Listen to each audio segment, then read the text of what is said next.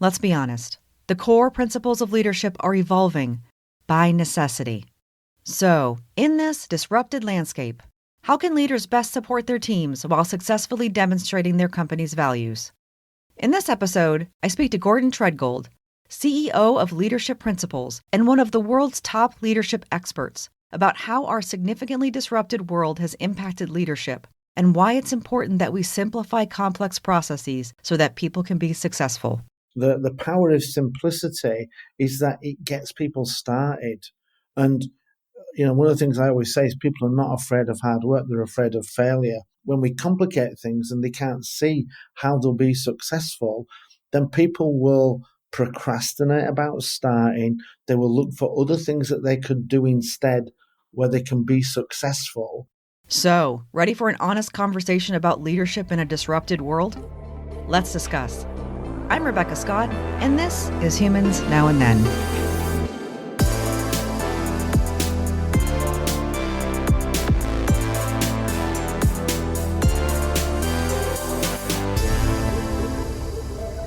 Gordon Tredgold, thank you for joining me. Thank you for having me. My pleasure. You're very welcome. So, Gordon is one of the top leadership experts in the world, which I know we had a conversation about before that. So maybe that still blows your mind. I don't know. I think that's pretty impressive. I'd be interested to know your thoughts around how you've gotten to that point first before we kind of dive into some interesting leadership topics for our interesting world we're living in today. Well, a lot of it came from, being in leadership positions for 20, 30 years. And the last permanent job I had, I was working in Germany and I was delivering great results for them, but they kept criticizing my leadership style.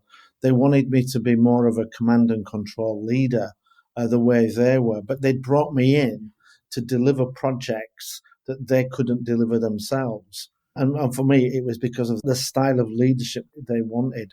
And I kept getting bad reviews in spite of great results. And I kept going back and looking through all of the testimonials I got from people who I'd led. And people liked the way I led. And that just got me thinking that, maybe what I need to do is to share my approach because I'm delivering good results and people like the way I lead. So maybe it's something that other people would want to learn how to do. So in 2013, I wanted to write a book, didn't know how, so I thought I'll start with a blog. And within 3 months, my blog was in the top 50, which just blew my mind. And I was writing an article a day, and that just snowballed. I've written over 1,500 articles on leadership. I built a following online that I shared those articles with, which then gave me a lot of readership and visibility, gave me some authority. That got me ranked in the Inc. Top 100 Leaders. So I approached Inc. about writing for them on leadership. I wrote about 300 articles for Inc. And then I was writing for Entrepreneur, speaking on leadership. And I was just putting out a lot of content that really resonated with people. And my blog got moved up into the top 5 leadership blogs, lots of engagement. And it kind of went from there, putting out good, simple content on leadership that people could read, understand, and then go and act upon and become better leaders. Yeah, I love that story because you started from that place of going against the grain, Yeah. not necessarily exactly meeting the mold that people expected from a leader, but finding that that leadership style is working for people that work for you and people who work with you. So one of the big changes for me was I worked in IT, so I was always dealing complex projects. And at the start of my career, I could lead from the front. And I read this really good article or book, I can't remember which it was, but I had what you would call a Captain Kirk style of leadership, led from the front. I tackled all of the issues and everything, and I got a great reputation. But the problem with that style of leadership, where you are the hero, it will only get you so far. Because once you get promoted to that next level and the next level up, it's not about what you can do, it's about what you can get other people to do. Mm. And as I said, this great article on Star Trek leadership, it talks about making that transition from being Captain Kirk, who's the hero, to being Captain Picard in The Next Generation, who gets his team into the ready room, discusses the problem, and then delegates the task out for the experts to go and be the leader.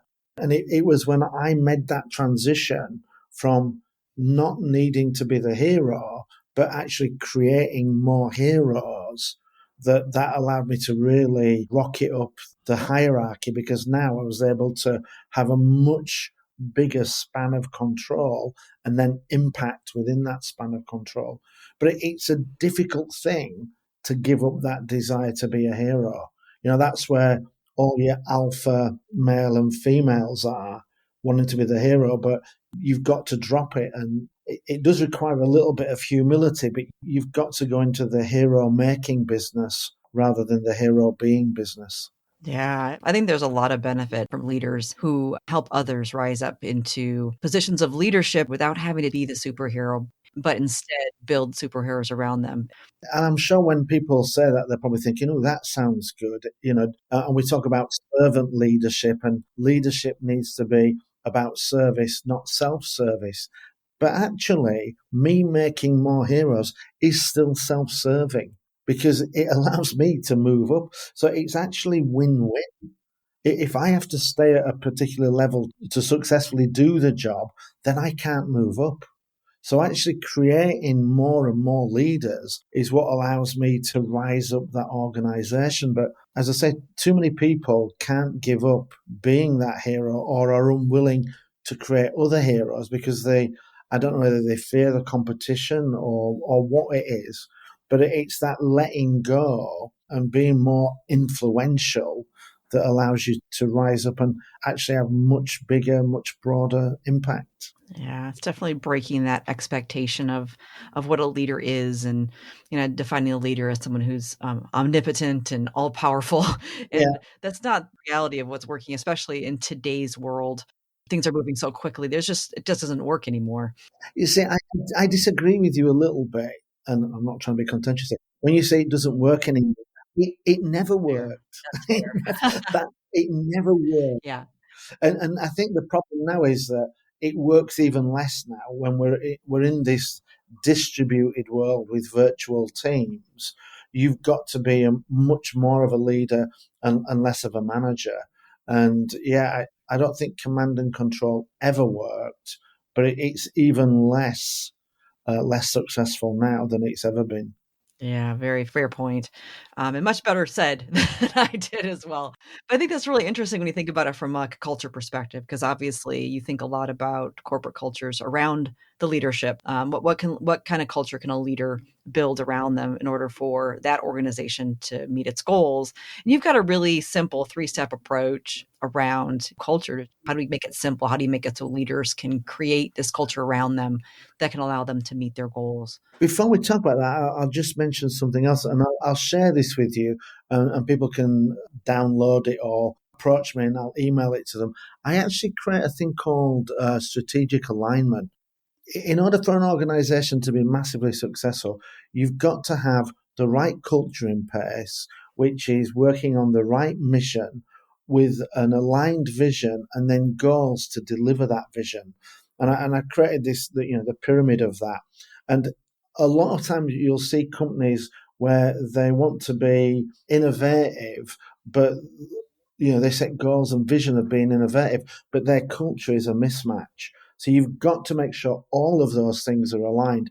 You can start with vision. This is where we want to be. Then what kind of culture do we need? But it's actually a lot easier to understand what kind of culture do we have and build up from there. But once you've done that alignment and you've got to tweak the culture, then that's where I use that 3-step approach of, say it, live it, reinforce it. And saying it is about defining the culture. I'm working on a project with Fujitsu, and they have a culture which is one Fujitsu. And yet, when I ask people what that means, I get multiple different answers. So even though it sounds simple, it's not something that everybody understands. And if people can't understand it, then how can they live it? So we've got to define the culture, explain what it is, what our expectations are of it. And once we've done that, then people can go away and start to live it themselves.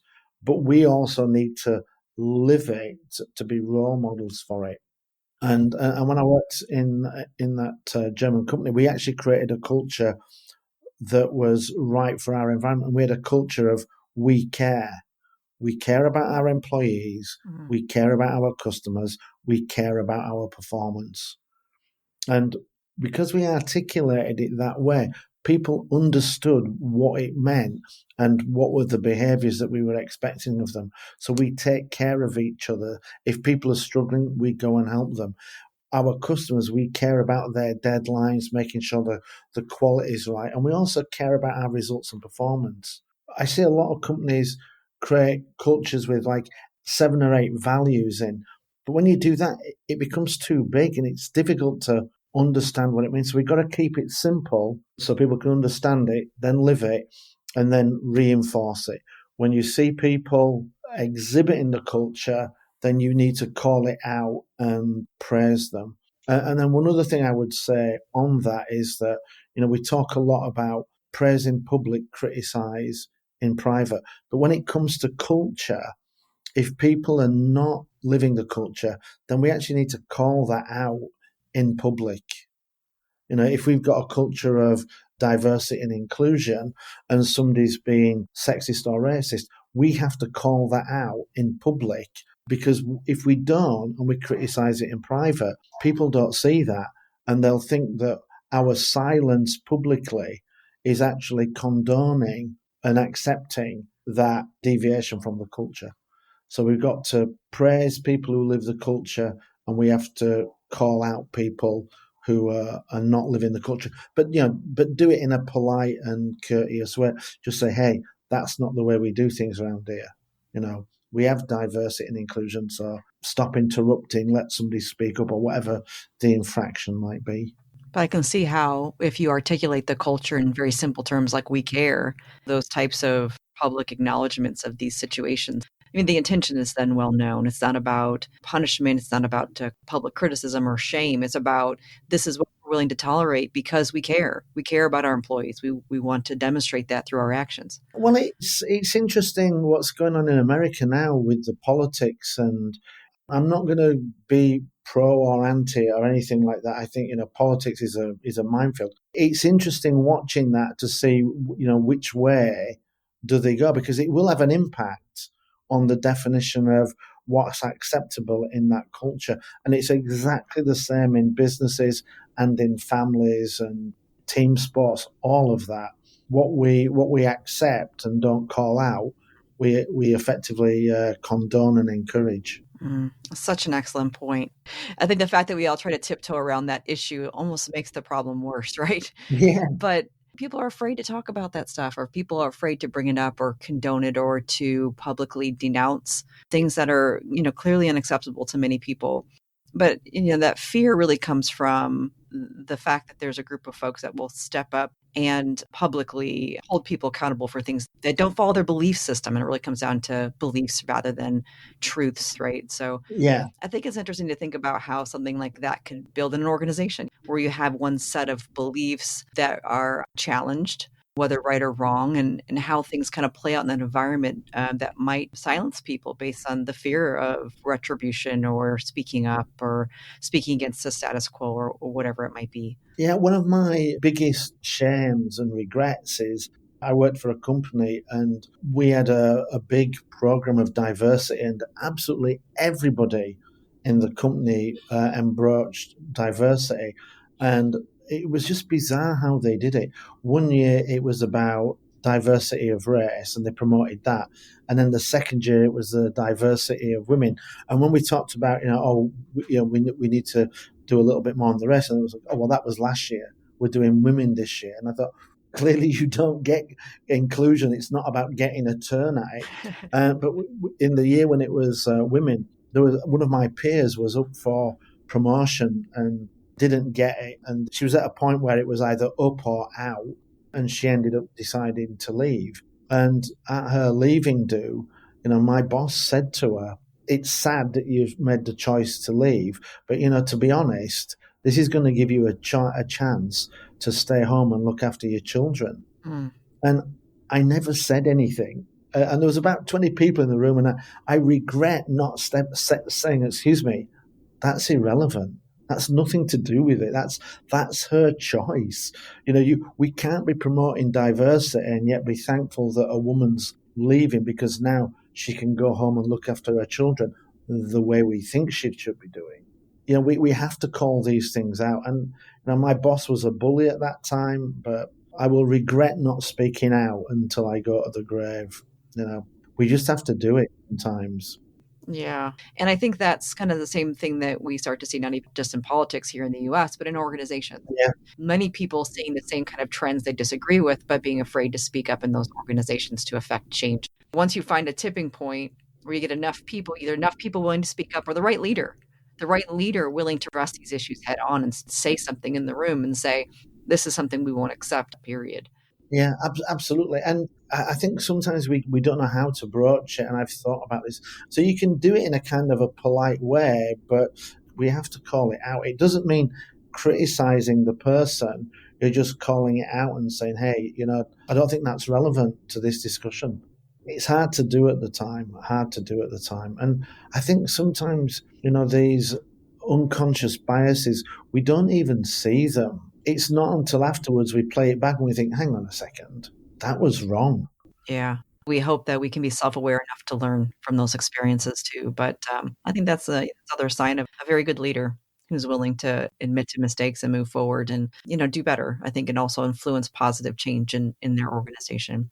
A lot of times leaders think about these things in very complex terms. One of those things that I know that we've talked about before is how do you simplify these complex problems in organizations? Yeah, I see it all the time. We seem to have a world-class ability to overcomplicate things, and we just need to just try and find simple ways. It's like my three-step approach to defining culture.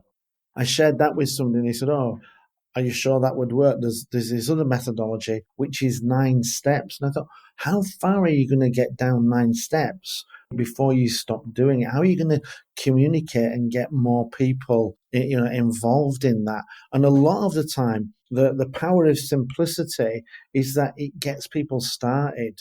And one of the things I always say is people are not afraid of hard work, they're afraid of failure. When we complicate things and they can't see how they'll be successful, then people will procrastinate about starting. They will look for other things that they could do instead where they can be successful, and they will go and do those. So it's paramount that we simplify processes, we look to make things as easy as possible. And if it is still complicated, because there is a lot of complexity around, that we explain it in a simple way so that people understand it. I mean, do you know what the formula is for special relativity? Was that the E equals MC squared? It is, but that's not the formula. The formula is much bigger than that, but that's a simplified view of it. And everybody knows, oh yeah, E equals MC squared. But if you actually look at the full formula, there's a lot more to it than that. But by just pulling it down to E equals MC squared, they can understand that, they can engage with it, and then you can move them on to the more complex part of it, if that makes sense. So, yeah, simplicity, we've got to encourage it, we've got to reward it, we've got to look for it. And the more you look and practice it, the better you will get at it. It's almost like a muscle that we have to exercise. Mm. Yeah, absolutely. And I think people do definitely fall into the trap of thinking they need a complex solution to a complex problem. Oh, Yeah, absolutely. I've seen that happen over and over. And I also see these complex solutions, placed into organizations. And to your point, people don't remember all of the steps involved. If they have to go back and continue to refer to a model every time they make a decision or move forward, it's not working. Yeah. And complexity kills efficiency. If we can take the complexity out of the processes and break it down and explain it and see it simply, it's much easier for us to correct mistakes and optimize things. When it's a 47-step process with 3 or 4 sub steps per stage, it's almost impossible to get your head around it to the point of, oh, I can't be bothered trying to fix this. I'll just follow it and see where it takes me. And, once you're in that mindset, you've almost given up any possibility of doing a better job or even doing a good job. Mm, yeah, absolutely. So we're in this place where we've gone through massive disruption, actually still going through massive disruption on a global scale. Hmm. People are having visions of going back to some level of new normal or normalcy or back to whatever it is that they miss. But now there's still a lot of uncertainty. What's the best way for leaders to address the level of uncertainty we're dealing with? Not even just from an organization's perspective and what they're trying to do to achieve their goals, but when they're trying to help their people move forward, stay motivated and engaged in their work. What are some of the things that leaders can do to help keep their people moving forward in these times of uncertainty? So I think there's a couple of things that people can do. I think that the first one we can do is we can be honest. If we're not honest, then people become uncertain as to why we're not being honest. And we've now added to that uncertainty. And I think people can accept, for things like COVID, when's it going to be over? We don't know. So there is a degree of uncertainty and vagueness around it. But we have to be open and clear and honest about that. And then I think what we need to do is we need to look to see where we can provide certainty. What are the things that we do know? And then start to get people focusing on those. It's like a journey of 1,000 miles starts with the first step. So, what are some of the first steps we can take? What is the right direction for us to be going into? And don't give people misleading information. Tell people, oh, everything will be back to normal in the next 3 weeks.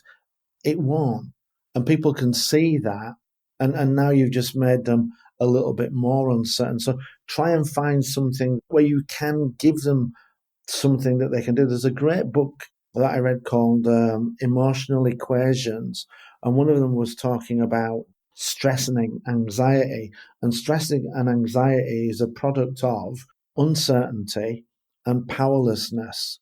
And what we need to do is give people some degree of certainty and then some options that they can take. Because at least once they've got some options, it gives them a little bit of power. It's like if you're going to get rid of 10% of your organization, while people don't know whether they're in the 10% or not, they're going to be stressed.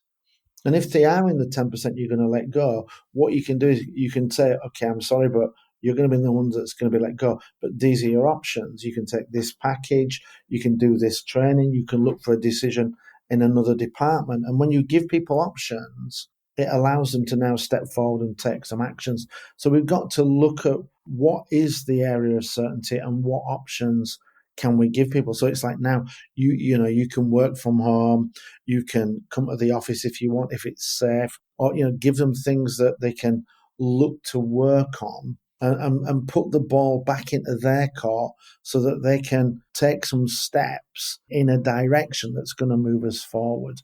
And once we start getting them moving forward, we're going to be out of anxiety and start making, some progress. It might be slow and it might be small, but it's better than no progress and anxiety. And it could be we are in the restaurant business.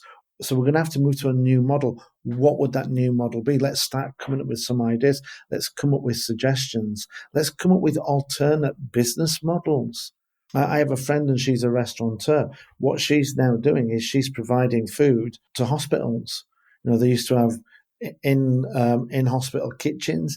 They can't function because they don't have the staff coming in. So she went and did a deal with them where she would come and provide them with meals. So what else can you do? My brother was a mountain guide. He used to take companies on team building for hiking. Now what he does is he's calculated how many flights of stairs you need to go up to climb the various mountains in the UK, also Mount Everest. And he has them doing virtual trekking in their own home. So we just got to, empower them, give them some direction, a little bit of guidance, and let them go forward. Yeah, I think one of the things that holds people back or keeps people stuck is feeling like there aren't any options Yeah. or they can't see any options for them to move forward. As I say, even if you're letting people go, if you could say that, these are the three options, at least now they know, and now at least they can take action. It's the not knowing and worrying about it that's the stress and anxiety that people suffer with. Oh, yeah, absolutely. I think giving people a few options to see possibilities, but also encouraging people to take a step and take control over some aspects that they can. Yeah, It's not even just for, leaders and organizations, but people in their lives, being able to understand that there's still actions that they can take to move forward from this place where they're feeling very stuck or uncertain. It's hard, especially now on a mass scale, something that certainly many of us have never experienced in our lives. I actually think the economic turmoil is going to be painful for a lot of people for a number of years. I don't doubt that. But I actually think this is going to be beneficial for us because it is going to get us to look at different ways of working. I was fortunate that, before the pandemic struck, I was doing a project for Fujitsu. I was already leading remote teams from home. So I'd had about 8 months of working from home, leading other remote teams. And to be honest, I preferred it. Not having to get up, not having to get into rush hour traffic for an hour, stressed, arriving at work in a bad mood because somebody had cut me up. Remote working will become much more of the norm. And a lot of companies that said it wasn't possible, we've proved it is possible. But now, how do we move that forward and make it better for everybody? I think what we're going to find is that, people like myself, I quite actually like working remote. Some people are not going to be set up to do that. Some people are not going to want to do that. So how do we create that work environment that, we often talk about the future of work, but I think this has been a huge disruption to that. How do we set that up in a way that's most optimal to our teams? What do they want? What are they looking for? And maybe we just go and have those conversations and find out what works. And I doubt that everybody will want to work from home 100% because some will miss the social interaction. So I suspect it will be a mix of the two for those that can. Yeah, I completely agree with that. I think one of the things that folks have struggled with the most is being away from people or feeling very isolated. Even folks, I think, that are more introverted, it can be very difficult to feel very isolated from not even just the people you work with, but your family members, your friends, people in your community, maybe your neighbors. For a lot of folks, they're really struggling with that right now. So I agree. Once we're able to get out and hopefully get back in an environment where we're around people more, I think a lot of people are going to snatch up that opportunity while others might enjoy the flexibility of being able to work remotely. And now most organizations are set up for that. One of the things that surprised me the most about the lockdown and its impact on performance is feedback. And one of my favorite speakers on performance is Stephen Colbert. I used to watch, the Colbert monologue and his show every week. And it was interesting that when we went into lockdown and he lost the audience, if you go back and you watch his performances from March of last year, in front of a live studio audience, he's unbelievable. His timing, his poise, his delivery. But then you go and watch him when he's performing at home with no audience, with zero feedback. I don't know whether he's doing it on Zoom or whether he has one cameraman there. You go back and watch his performances in April and May this year, and you will see a distinct performance drop. And it's all because he's losing that feedback, that connection with his audience. And he's a consummate professional. And if you watch him now, he's mastered that. And you see the same with Jimmy Fallon and some of the Jimmy Kimmel. They've now brought in small audiences to perform in front of because we all need that feedback. We need to know what we're doing is on the right track, that we're doing okay, that this is going to work, that people like it. And, as leaders, if we're going to be leading much more in a remote way, we've got to be giving that feedback. And I'm not talking necessarily about praise. It's just that knowing, oh yeah, I'm on the right track. I'm doing the right thing. I'm making progress and moving forward. Because without it, people like Stephen Colbert, Jimmy Kimmel and Jimmy Fallon, watching them, their performance dropped significantly when they missed that human connection and that real time feedback. Mm, yeah, just the little things that we don't think about or probably took for granted in the past. I found it difficult to watch because it was just flat. There was limited engagement, limited enthusiasm, Mm, just going through the motions. And I was watching, I thought, wow, if that can happen to somebody who's a top professional in their field, what does that mean to my teams when I am, reaching out to them and saying, hey, you're doing good, this is fine, keep going, it's just what I want. What's the impact on them? yeah, absolutely. That's a great example. I was just thinking of different, shows I was watching at the time when, Yeah, early last year when the pandemic hit and things started getting shut down. I watched, Saturday Night Live was another one that yeah. I'd watched that they did a remote episode. They're all at home and they're trying to do skits and they're all just kind of doing it in front of the camera, and it was the same kind of thing. It didn't feel the same at all. It's not that they're doing it remotely that looks odd for us. It's how they're managing that emotionally. We see their reduced confidence and diminished enthusiasm because they're like, is this working? Is this thing on? Yeah. And we'll pick up on that. So, going forward, we're going to have to look and see how do we compensate to make sure we're providing, these kind of things that people need. And again, this is why command and control style leadership ain't working. The need for high level of engagement requires a higher level of emotional intelligence from us to have that empathy and self awareness and awareness of others that we can then meet that need to keep them empowered, enthusiastic, and engaged. Yeah, so very important. Absolutely. So I'm wondering, now that we're kind of thinking and talking a little bit about the future, what's something that makes you optimistic about the future? One of the things that's made me optimistic for quite a while is that, from my own perspective, I'm now a top expert in leadership. And 30 years ago, that wouldn't have been possible because I would have needed to have had some level of academic accreditation in order to get a book deal with the right company. And the barriers to entry to so many things was so much higher. It's like music. To produce music, you needed to get a record deal. Whereas now, a lot more things are a lot more accessible to people. And I think it's a lot easier to start your own business, become a musician, an author, whatever it is you want to do. I think the barriers to entry are lower. And I think that's going to allow us to see more people trying more things, and we're going to see a much faster evolution in the way that business is done and business models and services that people will offer. And I think that, for me, that's a positive because I think people are creative. We do have a strong creative streak, and necessity is the mother of invention.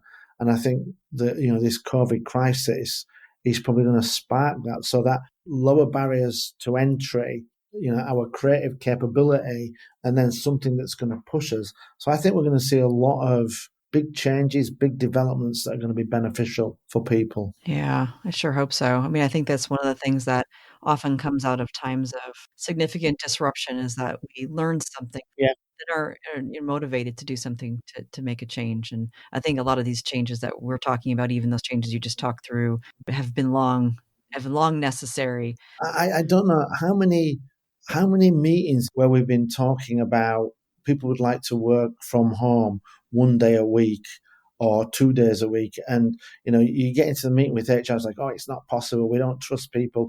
They won't work. It'll be casual. It's like people want to take off Monday and Friday. They'll do one day, one Friday, and then the following Monday, and they'll take a 4-day weekend, and so much was held back because of people's concern, that now we've moved forward and done that. So yeah, I think there's going to be a lot of upside to this, as well as some downside. Yeah, yeah, absolutely. Hopefully more upside. I'm an eternal optimist, so I think there'll be more upside to this. Yeah. Really thinking about the future in optimistic terms allows us to realize that even though something might be less than ideal today, we have a great opportunity to make it better in the future. And I think one of the things, certainly for me being English, one of the things I know about England is that one of the lowest paid sectors of the marketplace was nurses. And I think now we all see the incredible value and service that they provide. And hopefully, some of these things will start to value a lot of the roles that we have been dependent on over the last 12 months much higher, and there'll be a lot more equality and benefit for those people in those roles that are absolutely necessary to us, rather than some of the ones that we hold in high esteem, which have been less critical to our survival. Yeah, absolutely. Great thoughts about what our opportunities might be. And I think really just shaping something better for us and within our organizations and, of course, out in the world. And what a great difference we can all make working together in that regard. So folks, go check out Gordon's website at GordonTredgold.com. He's got an amazing blog with amazing writing. So go out there, check that out. But you learn all about all the amazing work that he does as well with his leadership coaching, workshops. He does public speaking. He's a great individual, of course, as you can tell during this conversation. So Gordon Tredgold, this has been an amazing pleasure. Thanks so much for joining me. Thank you. My pleasure.